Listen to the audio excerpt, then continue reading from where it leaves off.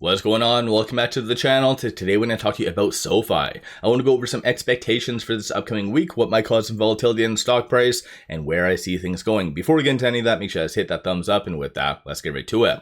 So starting off with data points, Monday is going to be more of a reflection / technical day, and in SoFi's case, there's a couple of key levels that you really need to watch for in either direction to either break out or potentially consolidate. So I'll go over that near the end of the video. Tuesday going forward, we have a lot of Fed speakers, so depending on what they state, that could really impact the market. And then aside from that, we do have various agencies reporting data, manufacturing data more specifically. So Richmond on Tuesday, S&P Global on Thursday, and a lot of that is July's data. So when it comes down to it, a lot of individuals are going to be looking at this data exactly as how impactful tariffs have been. So you might have that as a hot topic. And then speaking of tariffs, we could potentially be having a Euro deal and as well as Japan potentially this week. So if we do, that could be a good catalyst. Actually, I think I just saw a Fed speaker post something on Twitter about how they anticipate the Europe deal to be this week. But again, if not, you could see some crazy volatility. Aside from that though, Wednesday, nothing overly crazy to really worry about. Thursday, we do have the Chicago Fed National Activity Index. Forecast for that right now is slightly negative, so that does kind of judge growth, and so it does have 0 as a benchmark, so anything above that ideally would be kind of showing greater than anticipated growth. S&P Global Composite Manufacturing Services, again, a lot of people are going to be correlating that with how impactful tariffs have been. We also have initial jobless claims. Forecast right now for that is 225, and then Friday, not all that much. And then moving over here, a lot of big companies unveiling their earnings that could really move the market. I think more specifically Google and Tesla, those are going to be some key ones. And then even aside from that, though, we do have a lot of big speculative stocks that is also unveiling their earnings. And when it comes to this week, this is the last week before SoFi's earnings. Or last full week, I guess. So typically what that means is negative ratings. So this is typically, at least in the past, when the bears come out, and we've had the fair share. So we had $11 sell, $13 sell, $13 sell as well. Bank of America, KBW, Morgan Stanley. That honestly, that's when SoFi was starting to really heat up. So they didn't actually do any damage to the stock price, which was very abnormal. But you never know, maybe these same individuals might reiterate their sell ratings, same price targets. As crazy as that sounds, but that might happen just to kind of slow SoFi down, because that's honestly something that always happens. 1 week before SoFi's earnings, there's always a very negative rating. So don't be surprised if we get a $6 rating, for instance, or a $10 rating. It just doesn't make sense.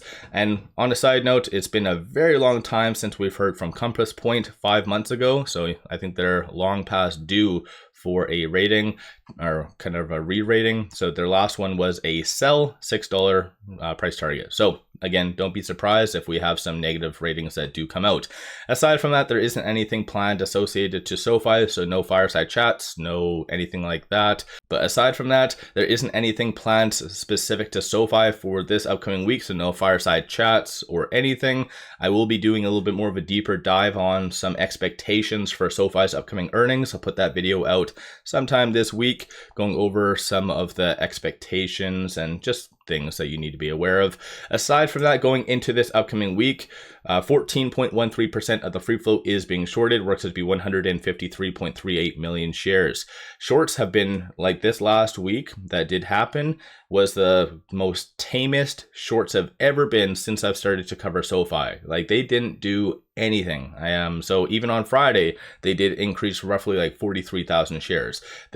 This whole week, they didn't actually even break 100,000 in either direction. So very abnormal. I don't know if they're waiting for this week to really double down because there was a lot of now available shares in excess of 10 million. So you can even see from this teal line, there was absolutely no activity whatsoever. So I do feel this upcoming week with a lot of the big data points and kind of hot topics such as the tariffs and how impactful that could have been to the market or has been to the market.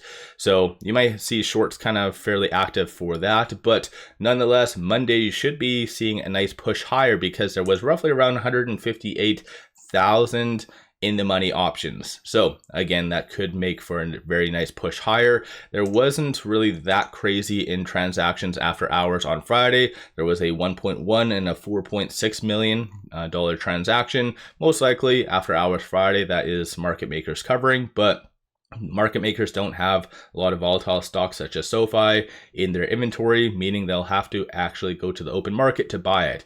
No different than the last 3 weeks. We've always seen a very nice push higher on the Monday as market makers clearly cover the 10 million plus shares that need to be had. So again, that could make for a very good start of the week. Looking forward into this upcoming week for the open interest, you do have 37,000 at that 22.50. So by come Friday, if SoFi is close to that, you might see some activity from shorts, extra activity just to try to suppress it. 12,000 at that 22. And then you have 5,000 at the 24 and then 9,000 at that 25.